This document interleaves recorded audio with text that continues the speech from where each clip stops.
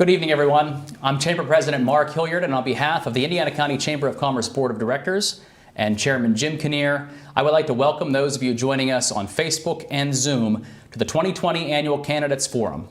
The Chamber of Commerce is a nonpartisan organization. We do not endorse any candidate in the upcoming election.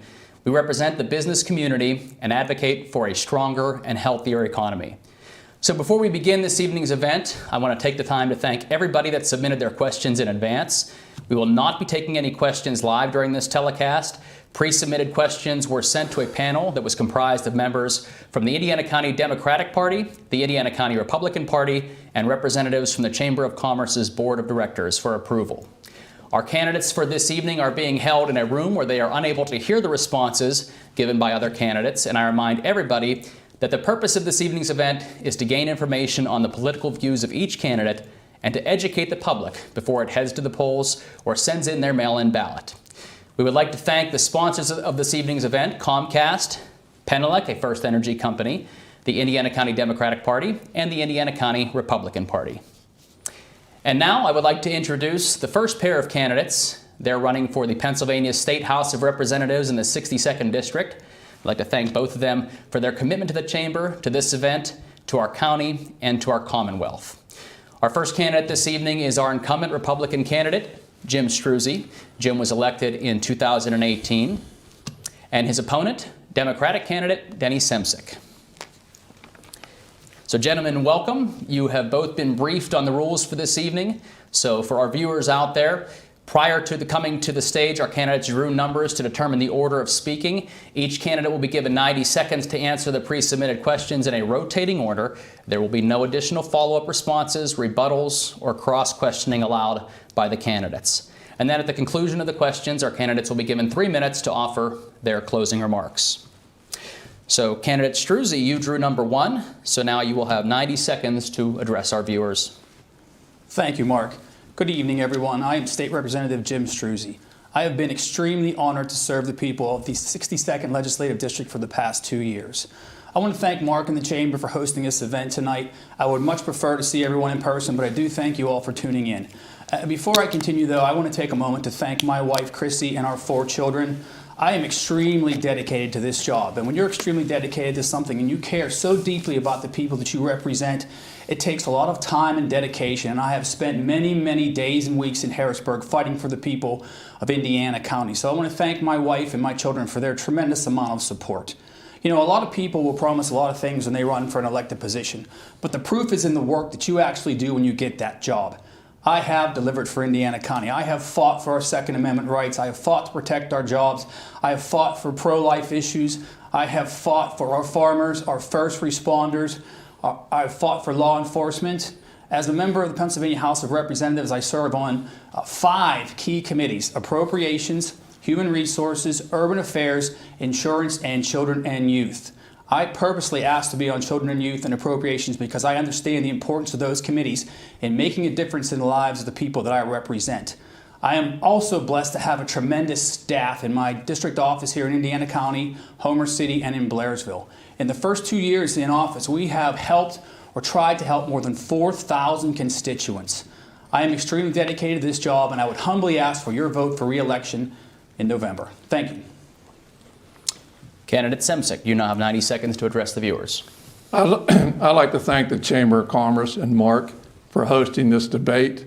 And I want to thank all the Democratic Party and all my supporters. And I thank Jim for being here tonight. I'm a lifelong resident of Indiana County. I live in Pine Township with my wife, Cheryl. My compassion for my fellow man, especially those that lack a voice and are unable to defend themselves, is the reason why I'm running for office. I've worked for PennDOT for 35 years. I've done numerous accomplishments in Indiana County, including the bike trails, 119 South and Rose Street. And now I want to improve the quality of life for all. The people of the 62nd District have before them a choice between embracing new dynamic ideas which promote and protect our most vulnerable citizens and the middle class, or follow the same old policies that cater to big business. We had 20 years of Republican control of the legislatures, and we're still waiting for the school property tax reform.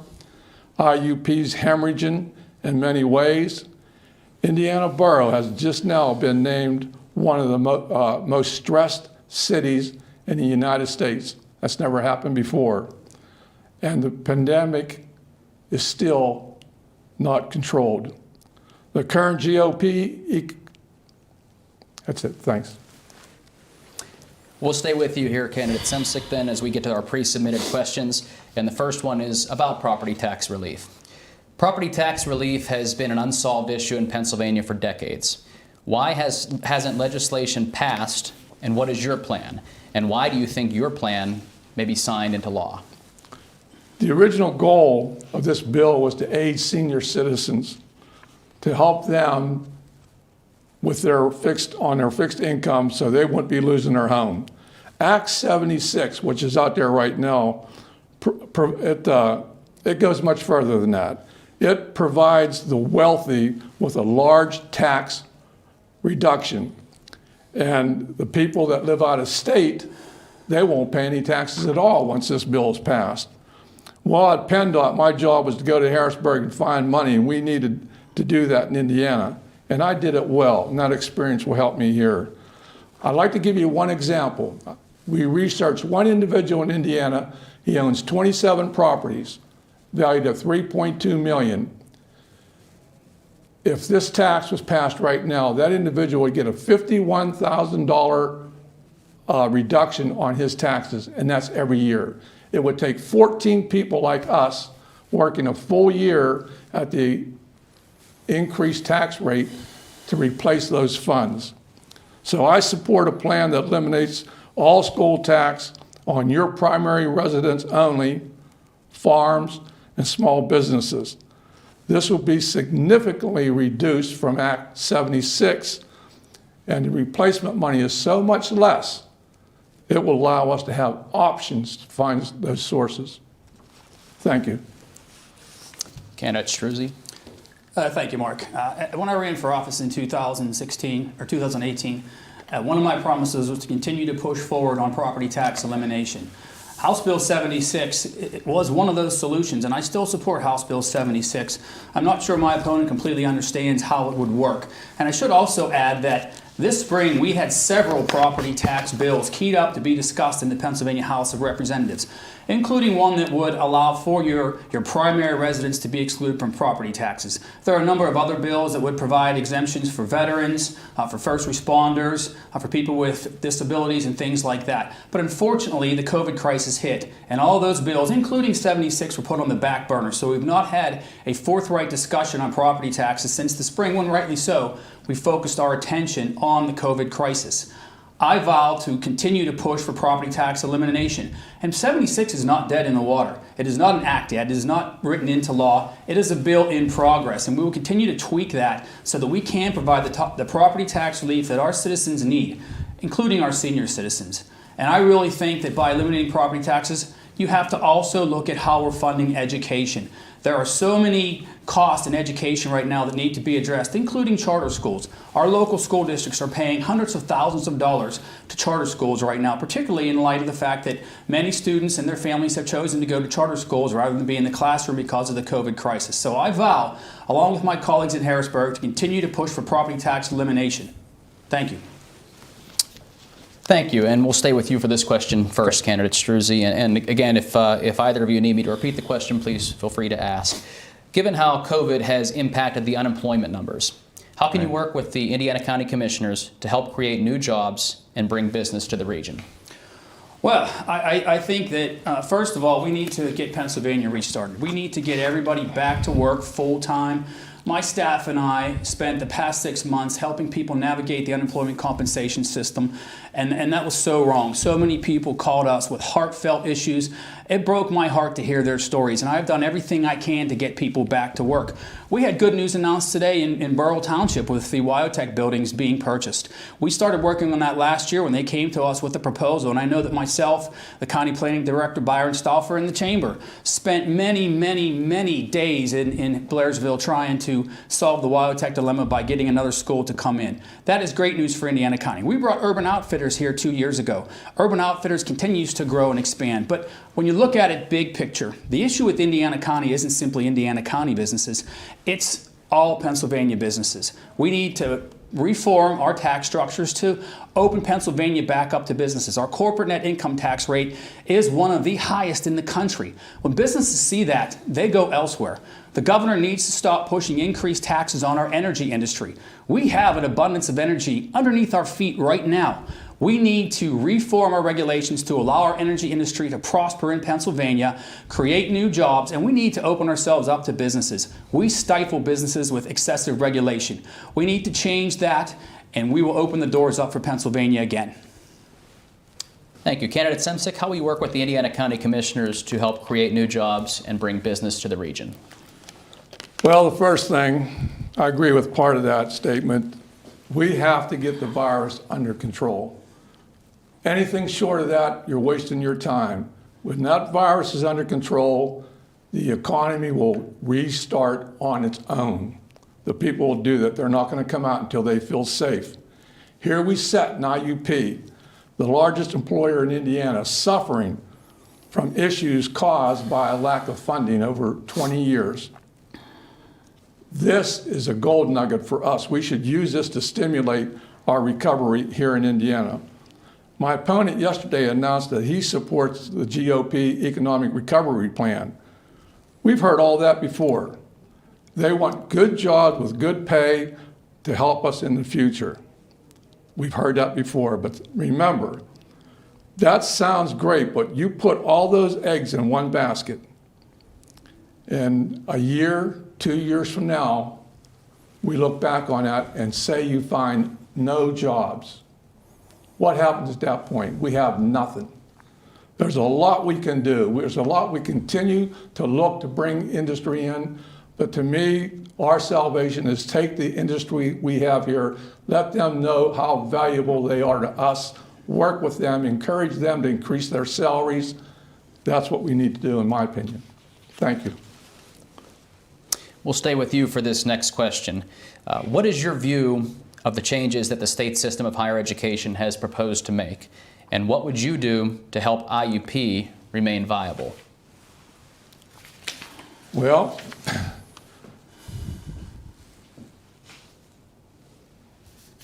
I'm wasting my time here.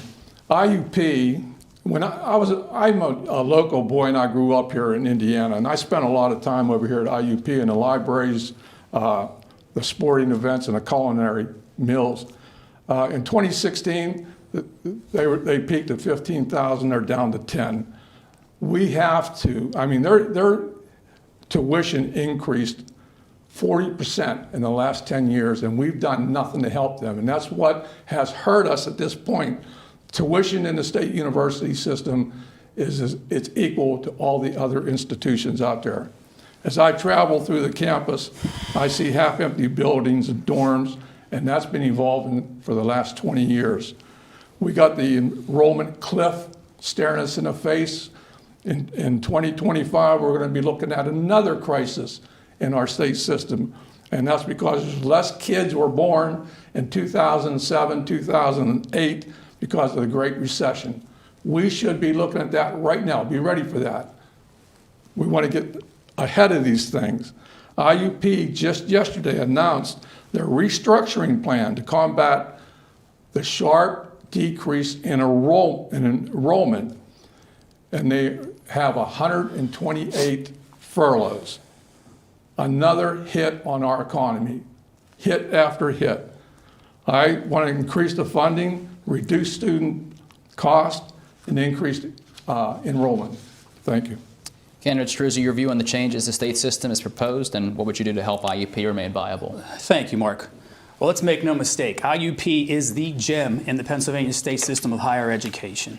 I serve on the PASHE caucus, and I have been digging deep into these issues since I took office in 2018. I co-sponsored the bills that are allowing this restructuring to occur right now. The state system operates under one check, one paycheck, one checkbook.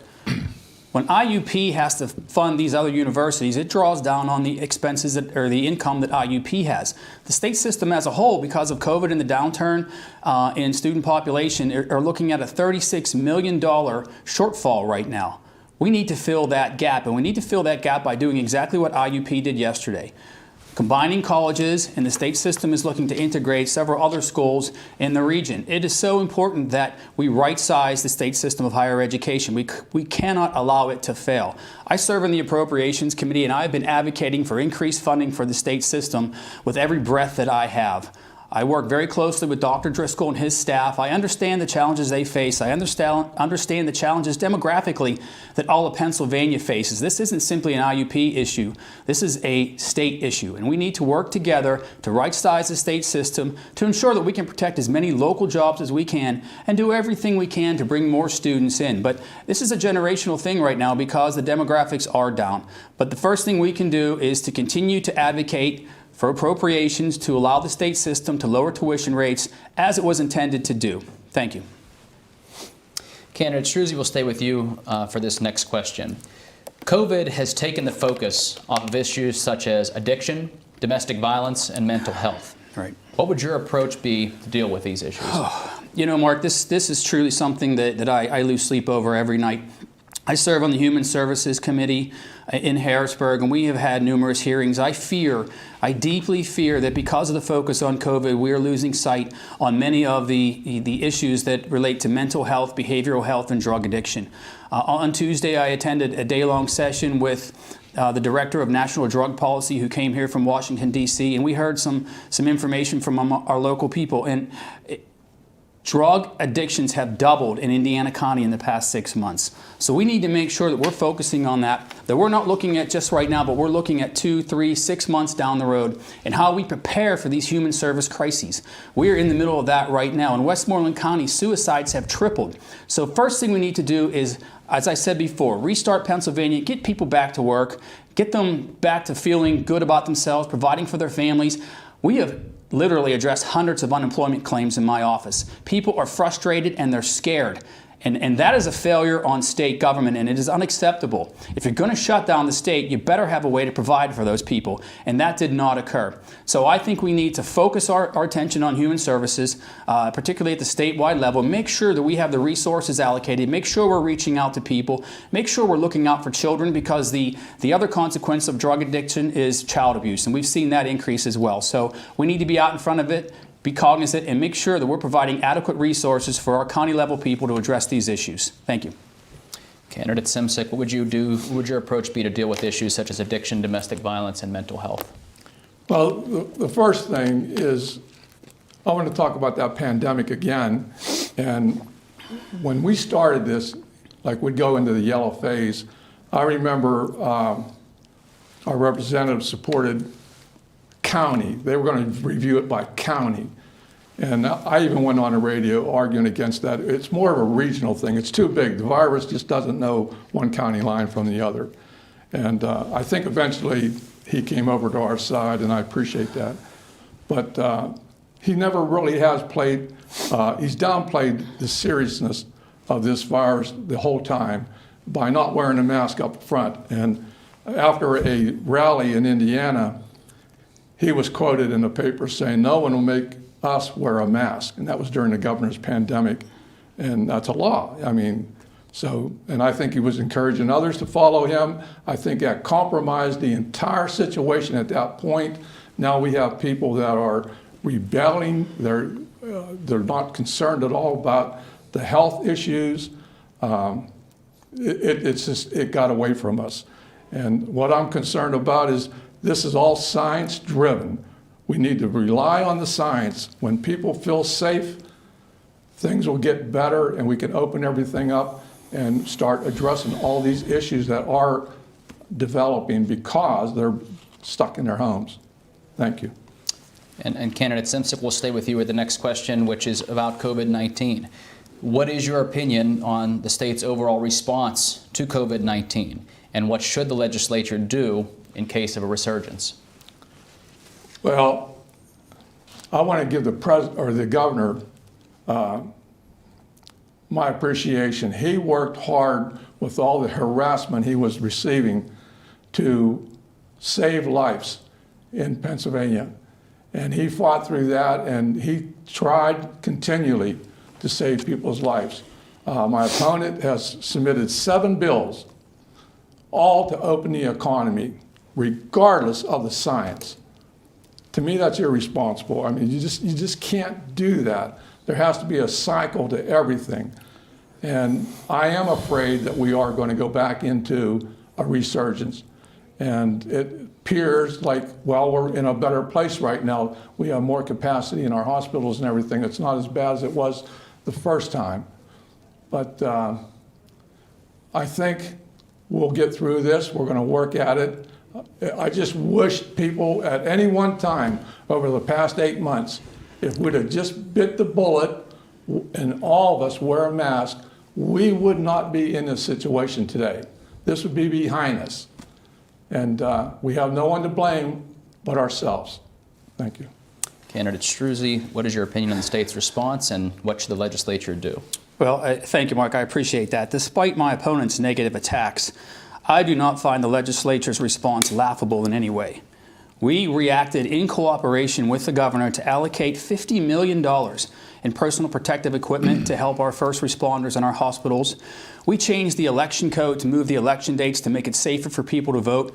We allowed mail-in balloting. We changed the education code to allow our children to be educated. We created the Senior Protection Act to protect seniors in nursing homes. We did everything we could to make sure that Pennsylvania's response, in conjunction with the governor, was what it needed to be at the beginning of this pandemic. However, as it progressed, and as my opponent pointed out, there came a time when we flattened the curve, which was the initial goal, to allow people to get back to work. And that was the responsible thing to do, because people were struggling, as I mentioned in the previous question. They were struggling with other issues, and they're still struggling with other issues. And we do not want the cure to be worse than the pandemic, and that is what is occurring now. And again, to go back to my opponent's response, I have never once said mask wearing was not the right thing to do. I walked in here today with a mask, and you will find numerous pictures of me with a mask. I follow CDC guidelines. I don't want to get into that debate tonight. I'd rather focus on the issues that are important to Indiana County, like restarting our economy, creating jobs, and providing a good education and safe communities for our families. Thank you.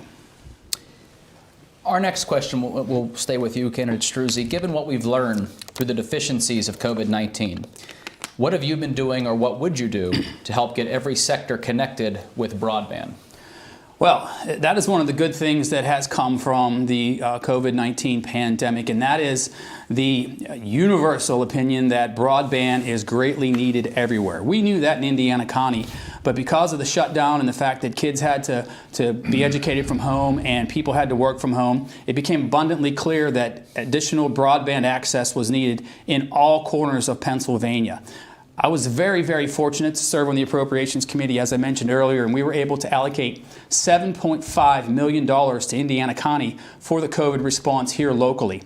We've been able to work with the county commissioners to basically allocate millions of dollars to expand broadband in areas of the county that did not have it previously. Prior to that, I was working with Senator Pittman and the county commissioners and the county planning department to identify spots in Indiana County where we have no cell service or broadband access. And we've been working with the North Central Planning Region Department to basically use new technology to address those areas. More needs to occur, obviously. I've co-sponsored a number of bills in Harrisburg that will allow more funding to flow to local departments and local counties to address broadband. We also passed a law that would allow REA and rural cooperatives to use their facilities to expand broadband. I actually met with someone today looking to provide high-speed internet to farmers in Indiana County, which is essential given the technical nature of farming these days. But that is one good thing that came from the pandemic, and that is we clearly know now, and everyone knows, rural broadband is important to Pennsylvania. Candidate Semcic, what would you do to help get every sector connected with broadband? Well, I'd like to congratulate the Indiana County Commissioners and the Planning Commission for finding that $1.5 million of Federal CARES Act seed money. That's a great start for this initiative. Our current virus pandemic has put a spotlight on the internet deficiencies in Indiana County. With schools closed and students being taught online, the lack of an internet service has created its own additional issues. Our farmers, they need internet. They have to have that so they can expand their markets. While working at PennDOT, my job was to find money for specific projects. My experience will help me do that here also. I fully support these efforts and will work as hard as I have to find funding to complete this task. Thank you. Candidate Semsick, the next question is related to energy. What would you do to help keep the energy industry alive, not only in the Commonwealth, but specifically in this region? Well, the energy is doing great. They are, and I know there's some problems right now, but it's all related, I believe, with the virus. But I believe we should be taxing Marcellus Shale, and I'll tell you why. I think we've been foolish from the day one with Marcellus Shale. These guys have been convinced if we tax or not tax them, it's a fee. I want to correct that, it's a fee. If we charge them that fee, they would leave the state. They're not going to leave the state. There's so much of that resource here and they have so much money in infrastructure.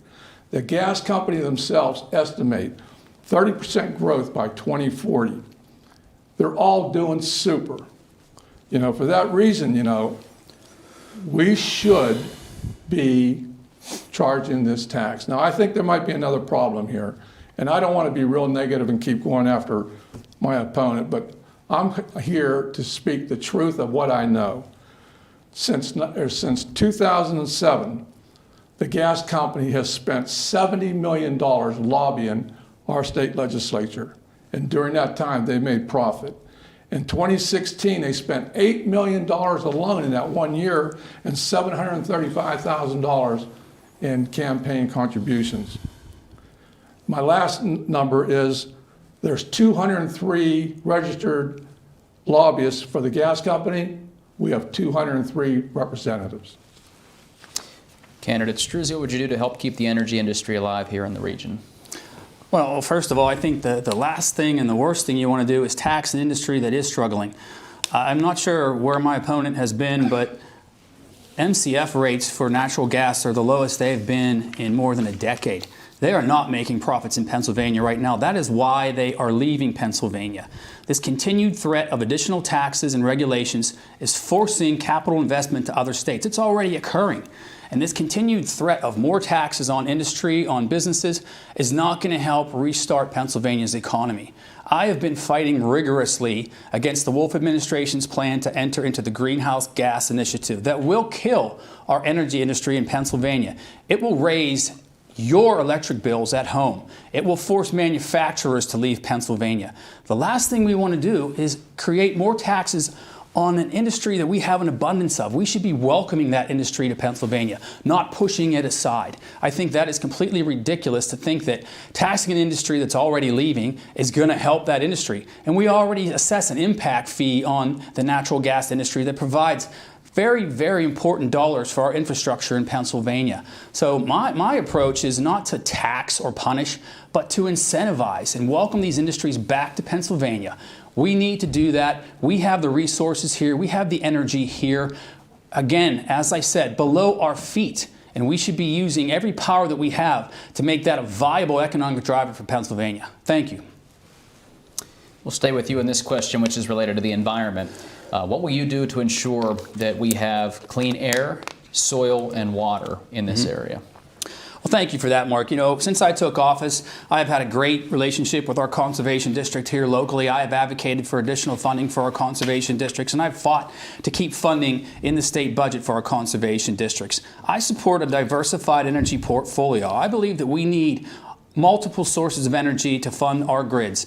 And it includes coal, it includes natural gas, it includes solar, and it includes green renewable energies. But We should not subsidize one energy source over another, nor should we punish one energy industry to help another. It requires a diversified portfolio. And I think that everything that we can do to help the environment is essentially important. You know, I mentioned the greenhouse gas initiative. And I'm not fighting that based on any opinion about climate change or global warming. I am fighting the greenhouse gas initiative because I know it will cost us thousands of jobs here in Indiana County, and it will cost us millions in tax dollars. It will severely cripple the budgets of Homer Center, United, and other school districts in the 62nd District. People need to wake up and realize that there needs to be a balance. You know, at what point do you implement a carbon tax, and at what risk? How many jobs are you willing to sacrifice? How many families here locally? And that's my point, and the governor's administration is not considering those impacts. I'm all for protecting the environment and keeping clean air, clean water, you know, cleaning up waste sites and things like that. But it needs to be a balanced approach, and we need to not punish one for another. Thank you. Candidate Semcic, what will you do to ensure we have clean air, soil, and water in the area? Well, I believe in climate change, but I want to say this. I will not support any legislation that will harm our economy or our tax base. I will not support any legislation that harms our economy or tax base. But when it comes to these power plants, in my opinion, we missed the boat 10 years ago. We should have had an escape plan to go from operation to closure in these plants 10 years ago. Now we're stuck with it. And we want the clean air. We want the clean water. We want all of that. We want our kids to be able to go out and enjoy the environment. I refuse to accept the fact forced upon me that it's either or. I don't believe that for a minute. These plants have a life cycle and they've already expired. I think we need to transition from the operations from operating to closure, and we need to develop that over a point of time here somewhere in the near future. Our task to find a way to get there from here is what we're looking for. I don't want to close the plants down. I don't want to see people lose their jobs. But I do want clean air. Eventually, these plants are going to close. We'll stay with you with the next question. Do you support the legalization of personal use of recreational marijuana for adults? Why or why not? Yes, I do support legalization of marijuana. And the reason why I do, the majority of the people in Pennsylvania support it. And it's already being done in a number of states around us, and it's working well. I find it interesting that people will criticize that, say, why would somebody support an initiative like this when there's so much controversy with it and questions? Unfortunately, that controversy is being driven by the Republican Party. This is a winner for us. This new business is going to create a lot of jobs. It's going to stimulate the economy, and there's going to be a major tax base there. And we need to start finding ways in Pennsylvania to bring money into this state and use it to fund the things that's been neglected for generations. We can no longer just keep kicking the can down the road. I want to bring money into the state, and there's money here to be had. We just got to go get it. Thank you. Okay, Candidate Struzzi, do you support the legalization of the personal use of recreational marijuana? Thank you, Mark. To correct my opponent again, the opposition to recreational marijuana is not being driven by the Republican Party. It is being driven by law enforcement. It is being driven by human services agencies. It is being driven by people who have to deal with drug addiction, drug overdoses, and deaths on a daily basis. At a time when, I mentioned earlier, overdose rates in Indiana County have doubled in the past 6 months. The last thing we want to do is legalize recreational marijuana. at a time when our businesses can't find employees who can pass a drug test. And to say that it's going to generate tax revenue, perhaps. I think that there is some discrepancy on how much tax revenue, but you forget that in Colorado, where it's been legalized for some time, they created new problems for themselves by doing that. DUI crashes increased, domestic issues increased. All sorts of problems came because they legalized recreational marijuana, and that added additional burdens onto their human services budgets, onto their county human services budgets, because it creates a whole new realm of problems for people in society. Think about it. The last thing I want to do is have my 4 children walking down the street and see someone smoking a joint on a park bench. That is not the world I want to live in. I am all for individual freedom, but right now, in the condition that our country and our society are in, this is a bad thing for Pennsylvania, and I oppose it. Thank you. We're on to our final question, and this is we'll start with you, candidate Struzzi. In these complex times, why do you want to continue to be a state representative? Well, thank you for that question, Mark. You know, I have been truly honored to be the state representative for the people of the 62nd District. As I said in my opening remarks, I take this job very seriously. I live it. I feel the pain of the people when they struggle through this pandemic and can't find food for their families or go to work. I have tried to help everyone who has come through my door. I have sponsored or co-sponsored more than 470 pieces of legislation all around the values that I represent and that the people of Indiana County stand for. I have passed bills and pushed bills for farmers, for first responders, to help with our recovery specialists to fight drug addiction, to grow small businesses, to help our emergency services providers, to help our local governments with resources. I have welcomed conversations around the districts. I have held numerous town meetings. I have been out there listening to people, and I understand what the people that I represent in the 62nd District want in a state representative. Property taxes must get done. There are other things that have to continue to move forward, and I'm willing to do that fight. I'm willing to make that sacrifice for the people in the 62nd District. That is why I'm asking for your vote to re-elect me as your state representative. I love this job, and I love serving the people, and as do my staff. But we want to continue that good work for you to make Indiana County and Pennsylvania a better place. Thank you, Mark. Candidate Semsick, why would you want to be state representative in these complex times? I don't know that I do. I'm just kidding. To me, this wouldn't be a job. This would be a calling for me. I've been watching the news back in March and that kind of stuff, and I mean, I thought about this for a long time, but I just got so fed up and depressed with the way things are going in just our society in America. But even in Pennsylvania, we've been under the Democratic majority for a long time. And the basic philosophies between us is the Democrats support the people, the Republicans, industry. And that trickle down, it doesn't work. It's great for the couple hundred people or maybe 1,000 that have the upper middle class jobs from energy. But the thing is, all the demographics in Indiana are horrible. They've been bad since 2000, coming right through, and nothing stopped them, and they're still bad.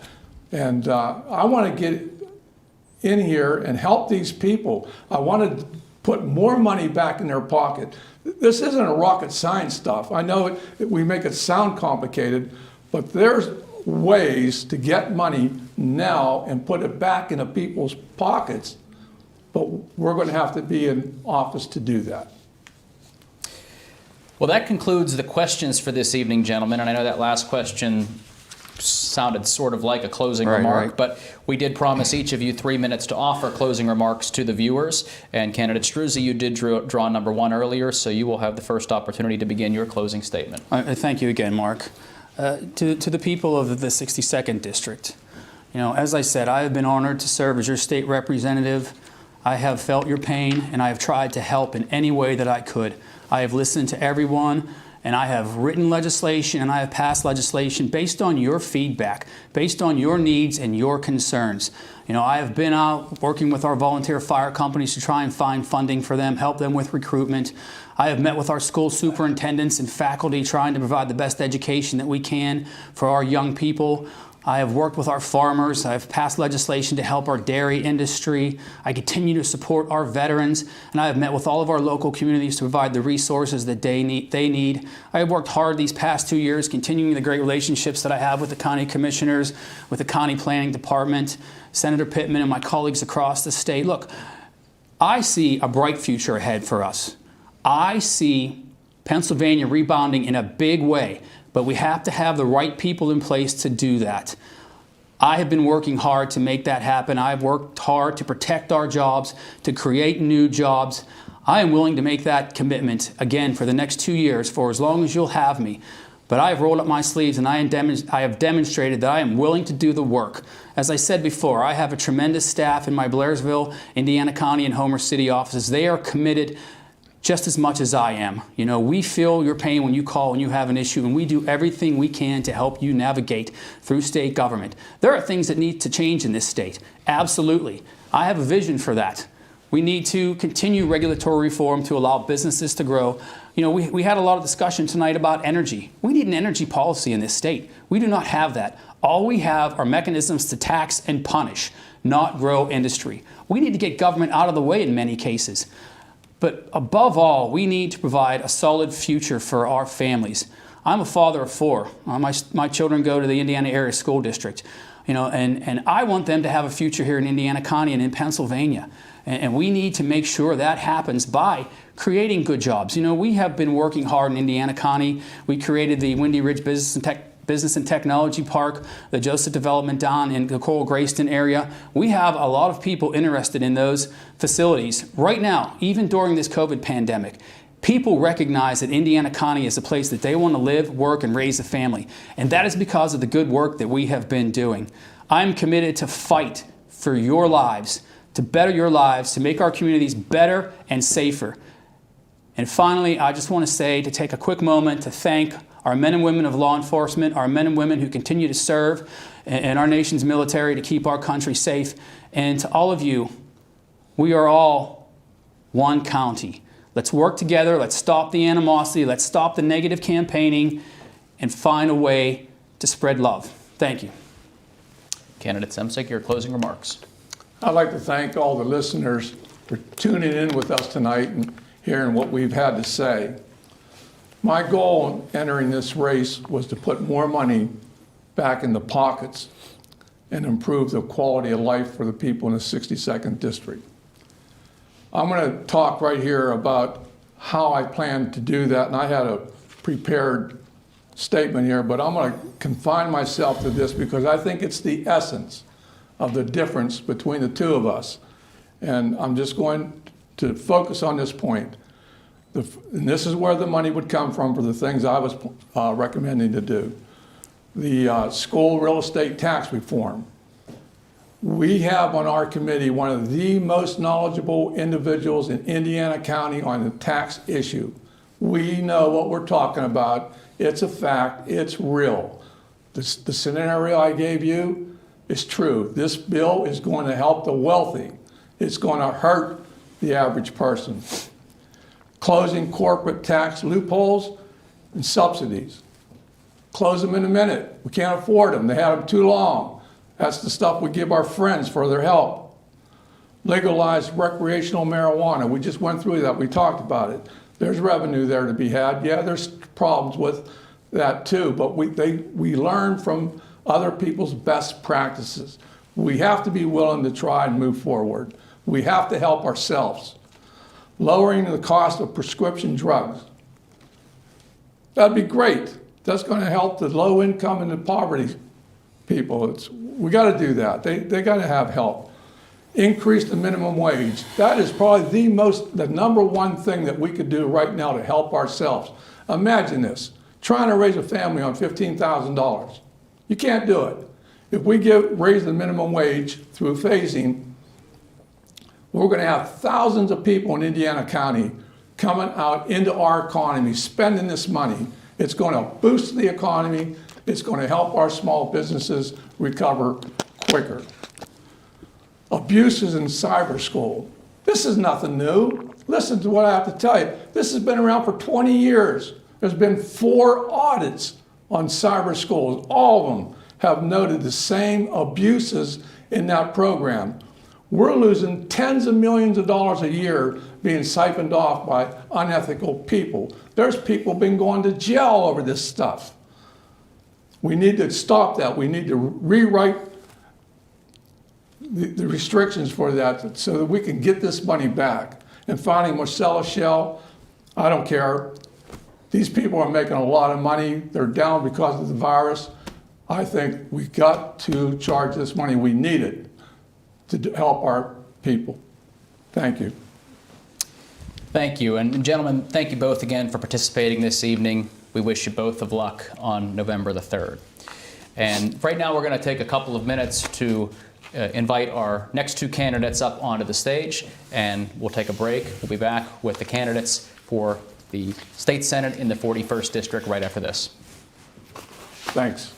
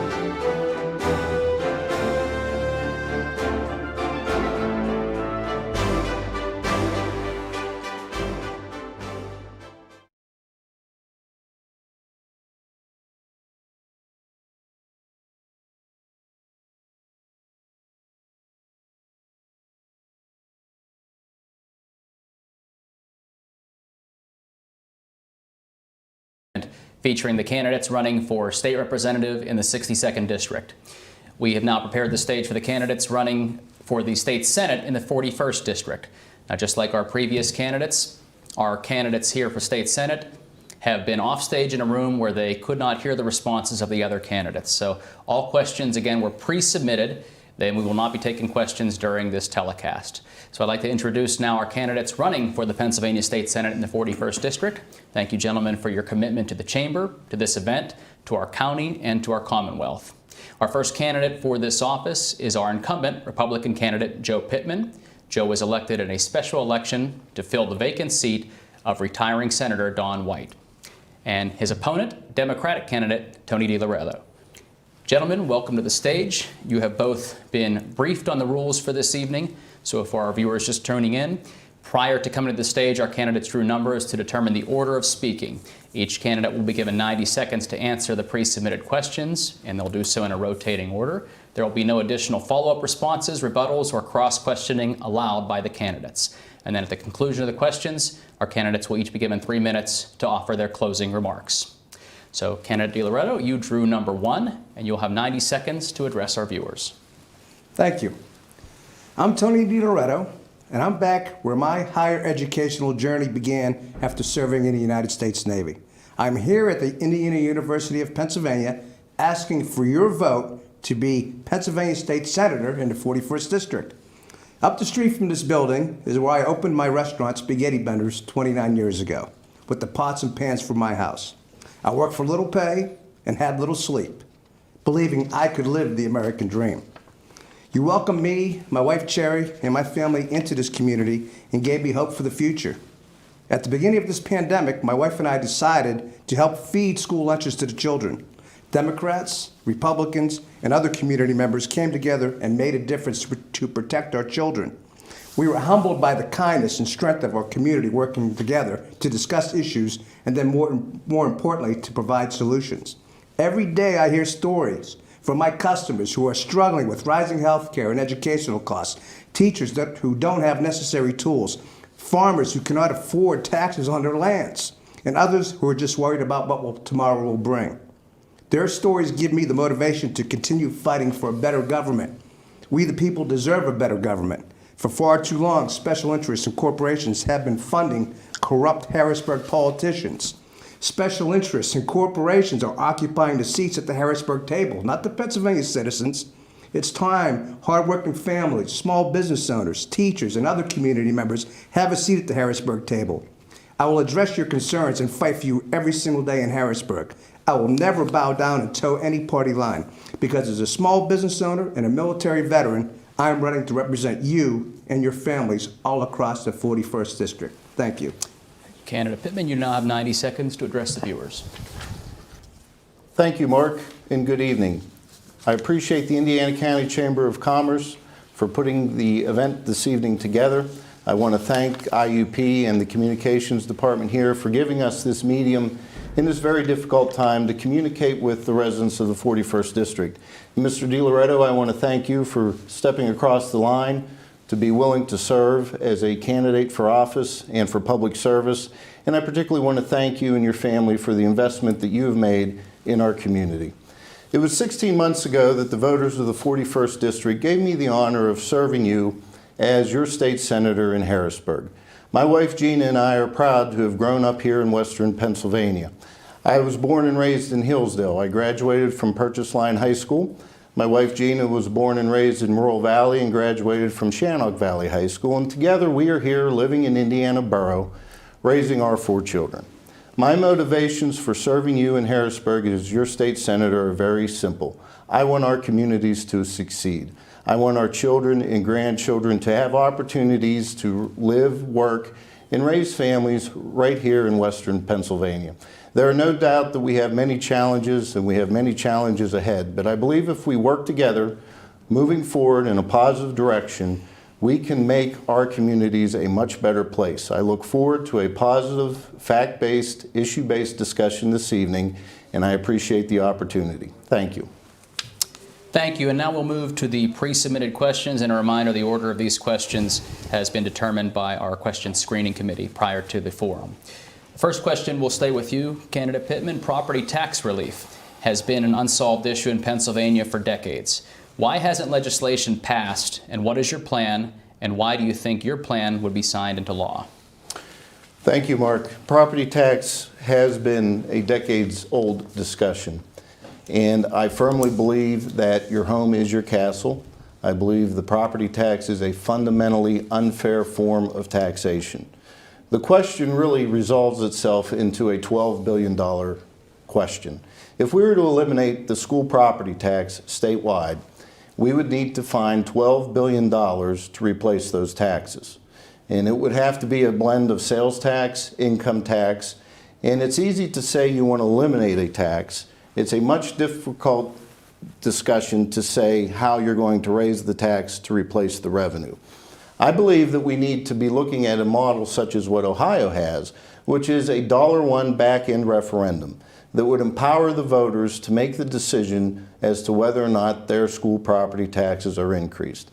If we're not going to find the ability to eliminate the school property tax, then I believe we need to further empower the voters to give them the opportunity to make the decision to the level in which they're taxed. The other issue that we have before us is what is known as the homestead and farmstead exclusion. It was just 2 years ago that the voters of Pennsylvania amended our Constitution and gave us a newfound ability to focus entirely on the homestead, your home, and eliminating that property tax. I think that is a real option, and it's something that we had been discussing prior to the pandemic, but I will tell you that because of the pandemic, we are now faced with fiscal limitations that make eliminating the property tax even more difficult. Candidate DeLoretto, what would your plan be for property tax, and why do you think it would be signed into law? Well, when I ran in 2016, I was a proponent for the elimination of property tax for primary residents and for working farms. Now that being said, I've modified it a little bit, and now I think that primary residence for houses in some areas that are $300,000 and less, and maybe other areas that are $500,000 and less, I think we can eliminate the property taxes to encourage our kids to stick around and buy houses, to let our seniors live in the house they grew up in and lived in all their lives. And I think, and I know the way we can do it is by, first of all, we can increase the sales tax and include a sales tax on everything except for WIC.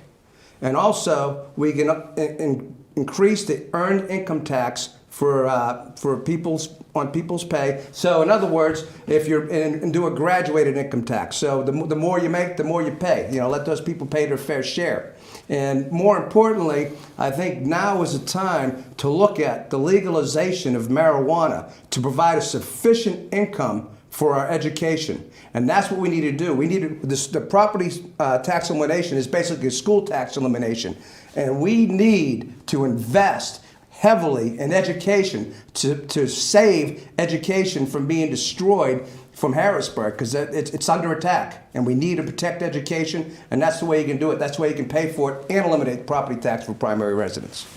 Thank you. And now we'll move on to the next question. We'll stay with you to start with this question. Given how COVID has impacted unemployment numbers, how can you work with the Indiana County Commissioners to help create new jobs and bring new business to the region? Well, you just have to see what's available. Can you say the question? Repeat the question again, please. How can you work with the Indiana County Commissioners to help create new jobs for Indiana County and bring business to the area? But we need to be creative. It's as simple as that. We need to reach out to outlying communities, see what's available out there. Our district needs an identity. For far too long, there's been no identity in this district. You know, we're manufacturing, we're tourist industry. There's nothing here. We have to work together with the counties in both districts, Armstrong, Indiana, and we have to find out what we can do to bring business into this area. You know, I'm a 30-year businessman. I have that background. You know, I've started a festival. You know, we've had had events where income comes to our community, and I think I'm very well qualified to do that. And what we need to do is, like you said, work with the county commissioners, work with outlying county commissioners, see where they're coming from, see where the options are, and be creative in bringing work to this community, whether it's high tech, whether it's tourism, We need to find something, because we've been decimated for the last 20 years. We've lost FMC, Halliburton, Fisher Scientific, and what else? Halliburton, Fisher Scientific, Gorell, I mean, seasonal. Everything's gone away. There's been nothing done in the last 20 years to bring jobs to our area, and we have to get on it. We have to be proactive. You can't be reactive. You got to be proactive and get people and businesses here. Candidate Pittman, how would you work with the county commissioners to create new jobs and bring business to the region? I've been very honored to be working with our county commissioners this year to develop a $2 million investment in broadband infrastructure throughout Indiana County. As we speak, the fiber is being put on poles. We're putting equipment on satellite towers to provide the service necessary for rural people in our community to have access, affordable access to high-speed internet. In the age of telecommuting, teleeducation, that has become more important now than ever. And I, along with the county commissioners and Representative Struzzi, recognize that that needs to be an absolute priority. We just had some very good news today on the purchase of the former Wyotech school campus. A Florida company has come in and for $11 million has purchased the infrastructure and the equipment for that facility, with plans to restart it coming this fall of 2021. That initiative, started 19 years ago, was a recruitment effort by the Indiana County Commissioners and the Indiana County Chamber of Commerce, Mr. Dana Henry at the time, to bring Wyotech to our community. And while it was unfortunate it closed, the infrastructure remained. And today we're seeing the benefits of the infrastructure that was brought here all those years ago. Those are the types of initiatives we need to work on. The Windy Ridge Industrial Park, the Urban Outfitters facility, which was one of the largest investments in this county's history, is another key component to us moving forward. We'll stay with you for this next question. What is your view of the changes that the state system of higher education has proposed to make? And what would you do to help IUP remain viable? The changes that the state system has proposed are difficult, but also in large measure necessary. There are two elements to what we've done just this past year to support IUP in particular. One, through the CARES Act funding that we had received from the federal government, we took an allocation, $30 million, and proportioned that among the 14 state system schools. And for one of the first times, we apportioned funding based on enrollment, which meant that IUP received the second largest allocation among the 14 schools from that pot of money. We also provided legislative oversight and authority for the State System Board of Governors to fundamentally reform the 14 schools of the state system. But in doing so, we also specifically protected Westchester University and IUP, the two largest, most stable institutions within the state system. And I believe that those two actions, among others that we're going to have to take, are going to be critically important. And while we have some significant short-term pain here as a result of the pandemic and our demographic changes, I do believe the long-term future for IUP is very bright. One of the areas that I've been working with Dr. Driscoll on is to try to make sure that IUP itself becomes much more competitive than it has. And key to that is to make student housing, particularly freshman housing on campus, much more affordable, and they've taken important steps in that direction. Candidate DeLoretto, what are your opinion of the changes the state system of higher education has proposed to make? What would you do to help IUP remain viable? Well, remain viable is, first of all, I don't agree with eliminating teachers' positions, but maybe administrative positions. And what we have to do is we have to stop the state legislator for not investing in education, in higher education. We've taken away the ability for middle-class working families to pay for an education in the state of Pennsylvania. It's cheaper for Pennsylvania students to go to Ohio, University of Akron, somebody told me as an example. It's cheaper for them to go to Akron. They pay less tuition as an out-of-state student in Ohio than they do in Pennsylvania.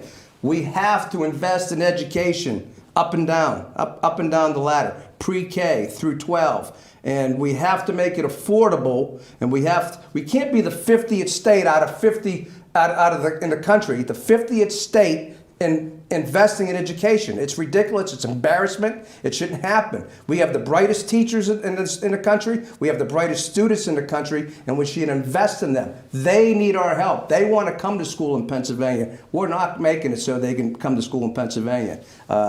And, you know, whereas we've been declining in enrollment for the last 5 or 6 years, we have to do something to start increasing enrollment and working to make it more affordable for children to come to this school and support Indiana, the Indiana community.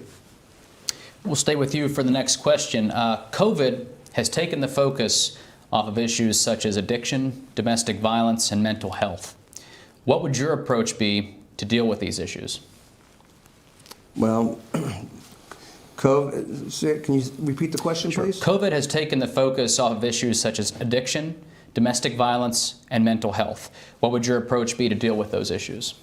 Well, we have to look at the mental health issue, and we have to provide the resources for people to work with them. The addiction problem, the abuse problem is all mental health related, and the county is responsible for providing the monies to take care of that situation. So we must look to the state to provide enough monies and investments to help those people that are suffering.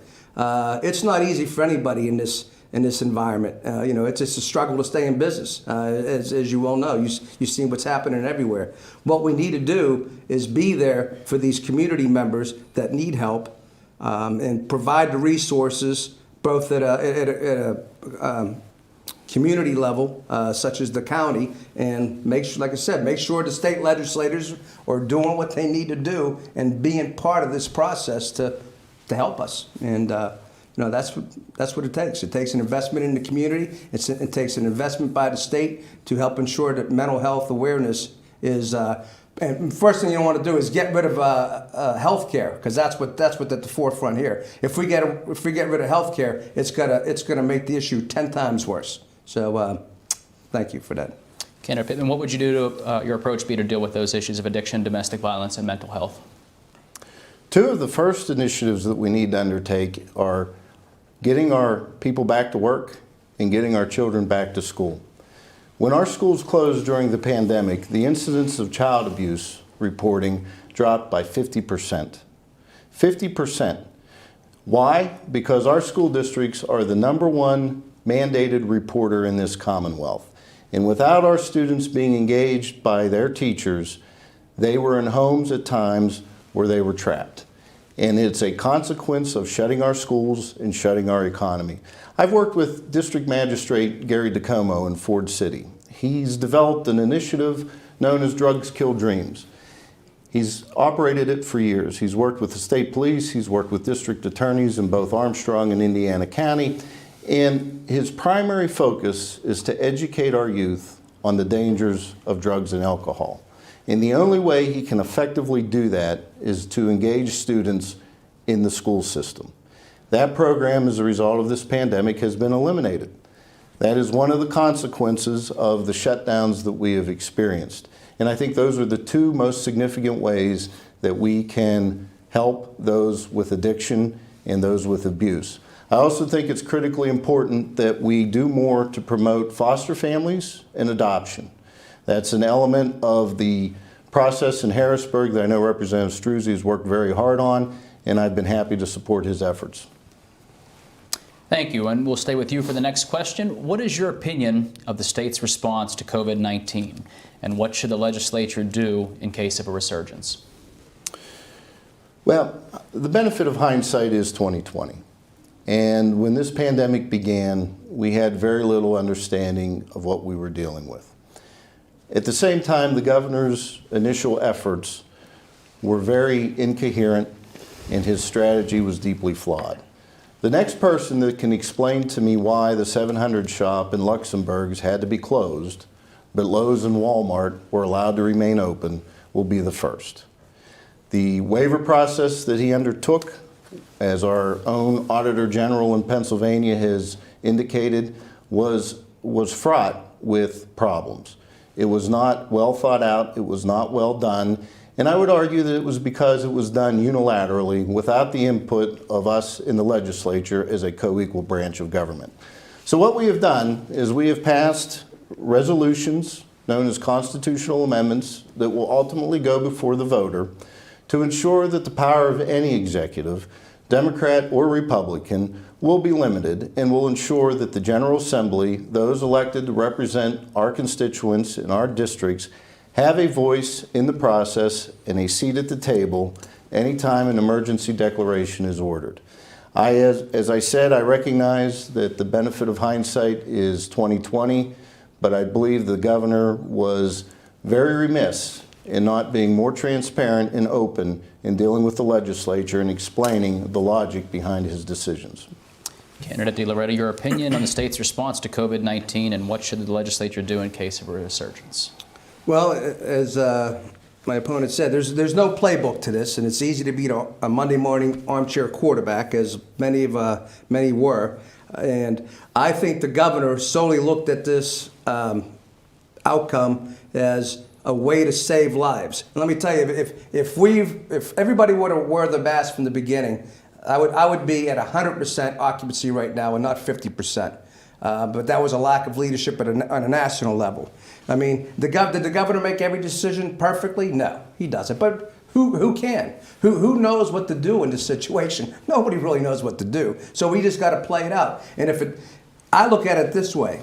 I'd much rather say, hey, we didn't really have to do that, than say, whoa, man, we should have done that. I mean, you got to err on the side of caution. You have to protect our children. You have to protect the American people. I think, and as far as taking that decision power away from the governor, I mean, the state legislator can't make a decision in 10 years, let alone make a decision that's going to affect lives right now. I mean, I think the governor did the best what he could, the knowledge he had, because nobody has knowledge about this. Let's be serious. You can't make decisions and then have everybody second guessing you, but that's what happened. And I think the governor was just looking for the well-being of all Pennsylvanians, and I think he did what he had to do. Like I said, did he make every decision right? No, he didn't, but he did the best that he could do. Next question will stay with you. Given what we've learned through the deficiencies of COVID-19, what would you do to help get every sector connected with broadband? Well, I mean, broadband's the future, and we need to do that because we live in this is rural Pennsylvania, and we're in rural America. We need to have broadband. It's essential for our children, for our farmers, for our businesses. You need that connection. There has to be an investment. I know the CARES Act has taken part of that, but we have to look at other funding means just because it's the future. If we don't have the ability to communicate along all resources with all resources, then we don't really have anything. No, broadband is essential. I know there's been some work. It's been progressive, but we really need to take it to a next level. We really need to get it has to be like a public utility, like water, gas, and electric. That's the importance broadband has to have. And with that, we'll see a lot better results in our communities and with the farmers and businesses and children being able to learn remotely. I think that's what it's going to take, investments.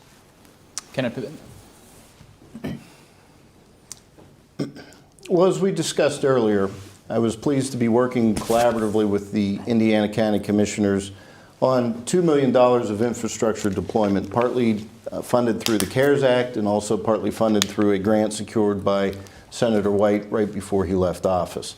That infrastructure is a critical component to advancing broadband infrastructure and technology, but it's not the only component. This isn't always just about money.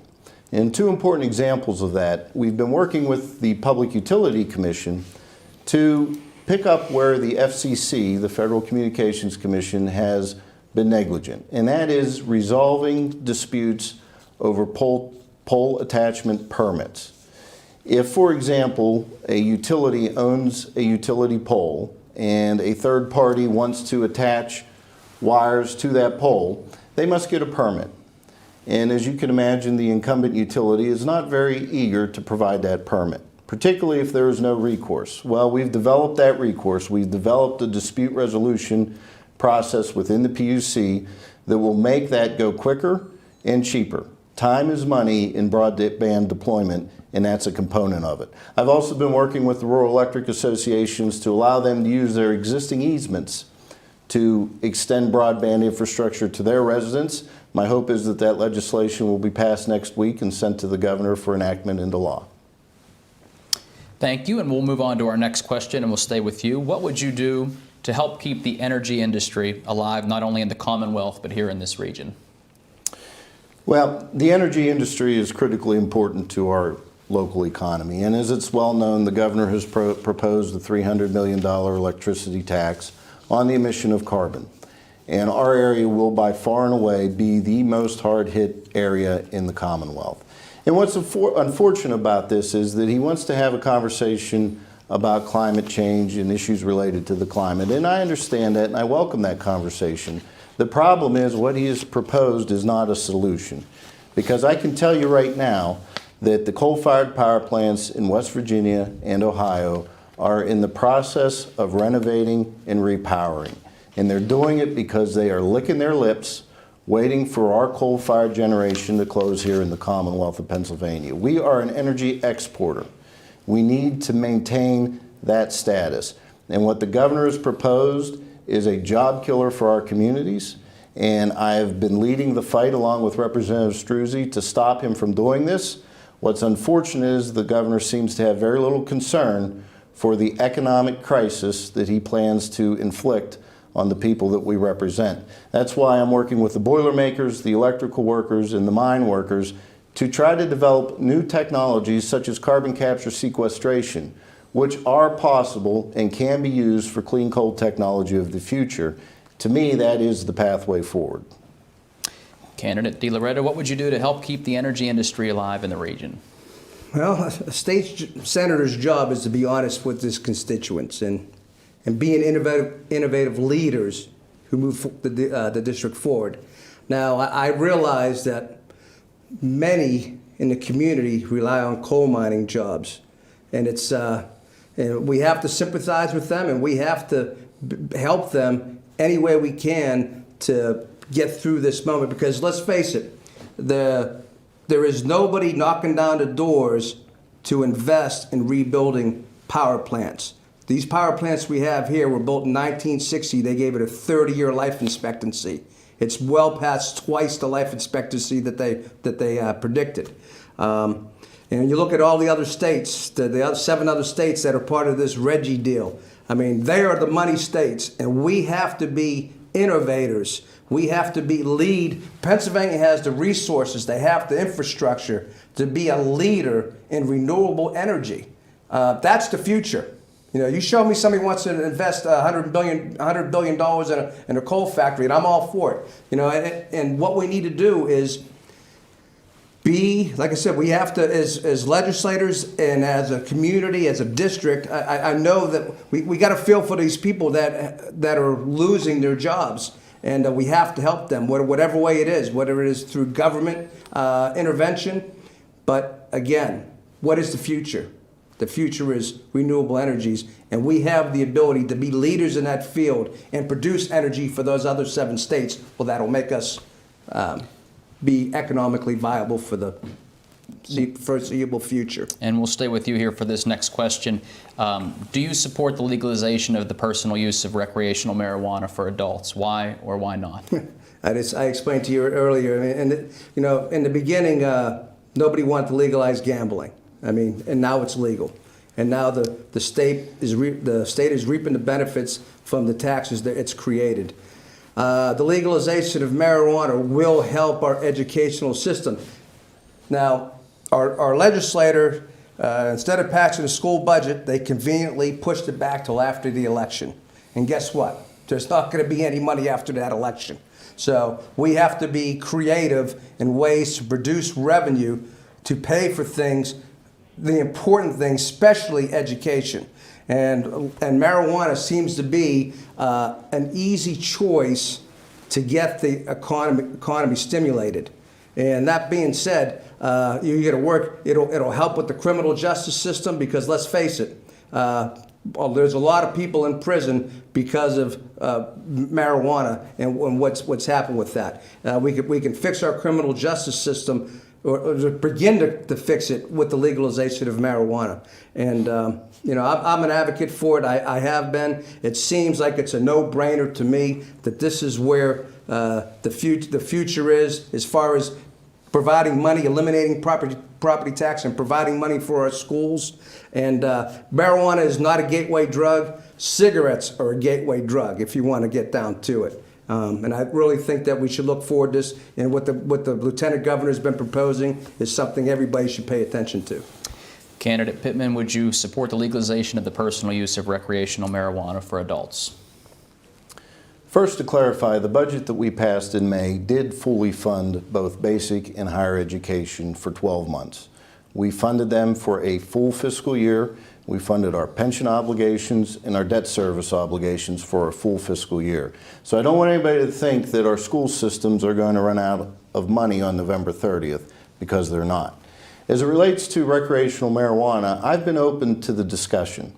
But I have to tell you, the practicality of it is that marijuana itself remains a Schedule I narcotic at the federal level. And whatever we do at the state level will run into conflict with that status as a Schedule I narcotic. And if you look at what other states have done, it has wreaked havoc on their states and their status. I also look at medical marijuana, which I supported. I supported the legalization of medical marijuana, but its implementation has been an absolute failure. And I don't know how we can seriously discuss legalizing recreational marijuana when we can't yet get it right as it relates to medical marijuana. Thank you, and we'll move on to our final question. In these complex times, why would you want to continue to be a state senator? Well, these are complex times, and I must admit there are mornings when I wake up and I wonder that myself. But I have to tell you, I have a deep passion for these communities. This is where I've grown up. This is where I've been born and raised. I've seen the economic devastation that's occurred throughout the 80s and the 90s. And that's been my motivation for wanting to serve the public and to be your state senator. I do believe public service can and should be a noble profession. And why I remember it so well is in the early 90s, whenever Greenwich Collieries closed in northern Indiana County and completely devastated the communities that I grew up in. And I remember very well the union steward at the time with a comment in the Indiana Gazette saying, we reached out to Senator Hines, we reached out to Senator Specter, and the list went on, and nobody returned their phone call. Now, I'm not naive enough to believe that we as elected officials can reopen coal mines. But when you see families devastated by economic loss and hardship, we as elected officials have an obligation to be there and to do our best to help. And that's why I have been honored to be your senator for the last 16 months, and I hope to continue that service for the next 4 years. Candidate DeLoretto, in these complex times, why would you want to be elected state senator? Yeah, a lot of people ask me that question too. And I can tell you right now that the reason why I'm running is in 2016 when I ran for through some of the same reasons, and one being I was just tired of the political process. I'm tired of Republicans being partisan, Democrats being partisan, and nothing getting done in our government. In 2016, Pennsylvania was rated as the second most corrupt government in the country. That's unacceptable. And they're also the second highest paid state government in the country, behind California. There has to be reform. I'm big for term limits. I'm big on campaign finance reform, and I'm big on ending gerrymandering. And it just seems like none of the elected political officials have any concerns about making the political process better. I mean, we need to make it better. We deserve a good government.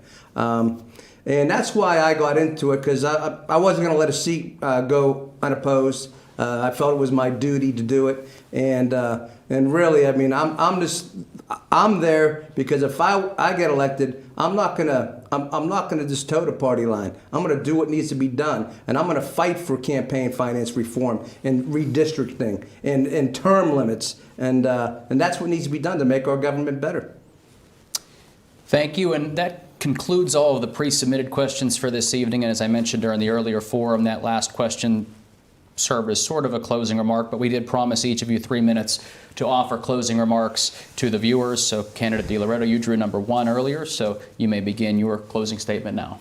Okay. I believe the work ethic of the people of southwestern Pennsylvania is the soul and background of this country. That we have a certain attitude that bonds us together. I will, in a will to fight to do what is right. I am not ready to give up that fight to make sure our district concentrates on the future and our children have better opportunities. I hope you're not either. My opponent's answers tonight show that corporations and special interests already have his seat at the Harrisburg table, not the hardworking families working tirelessly day in and day out to provide for their families. My opponent has been working in the same office for the last 20 years. The last 16 months as our state senator. He was groomed for his position. It is nothing against my opponent personally, but with just a quick glance, it is in plain view that this is what Harrisburg has come to. It has come to backed political powers picking their loyalist pawns to fill their swamp. And those same corporations and special interests are funding my opponent's campaign to divide us and to keep their state senator. The people who need a new state senator are people like I talk to every day, like the families that come in my restaurant, the men and women fighting for a better tomorrow, the laid-off coal miner who was wondering when and where their promised jobs are coming back. I talk to farmers who can no longer afford the taxes on their land, working families struggling with a higher cost of education, it's the small business owners like myself struggling to make ends meet.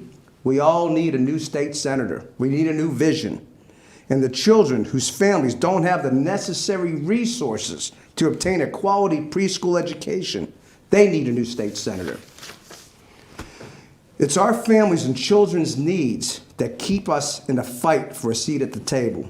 That's why we need a new state senator to move us forward toward a better tomorrow, because it is vital to have a visionary leader with a 30-year background, business background, and knows how to create and sustain economic growth.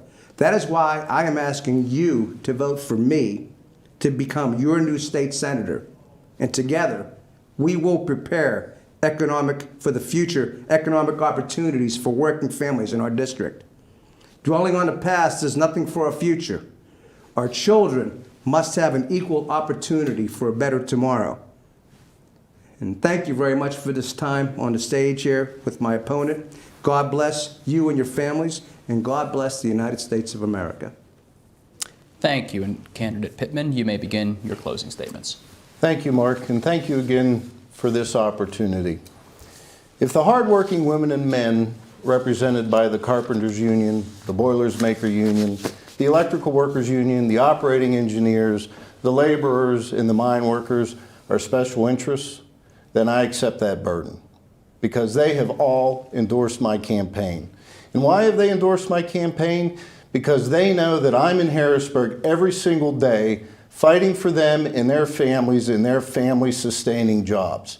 I'm fighting against a governor who is aloof to what we're going through here in Western Pennsylvania.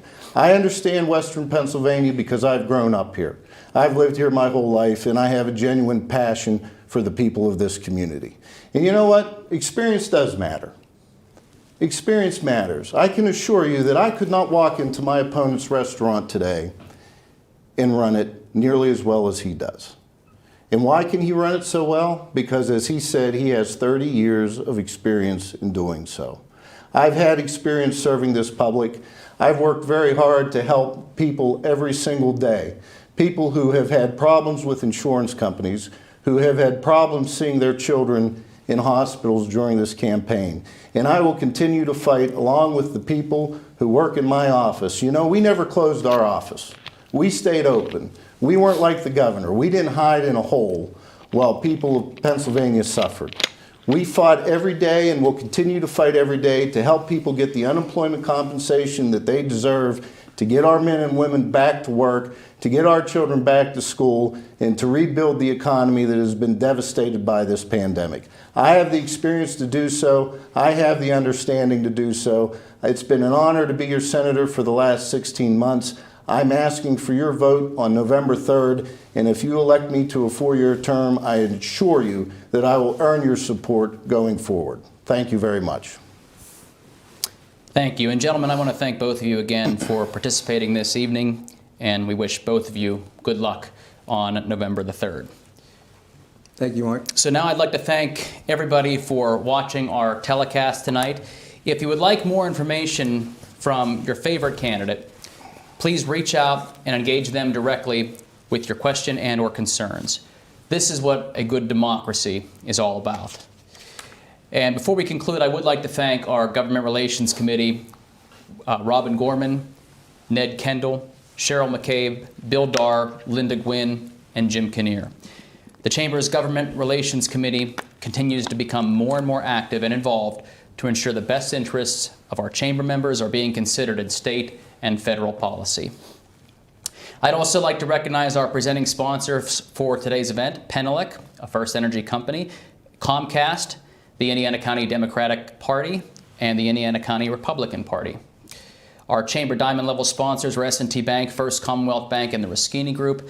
And I would also like to thank the IUP Com Media Department and all the students for all of their hard work in making tonight's event possible.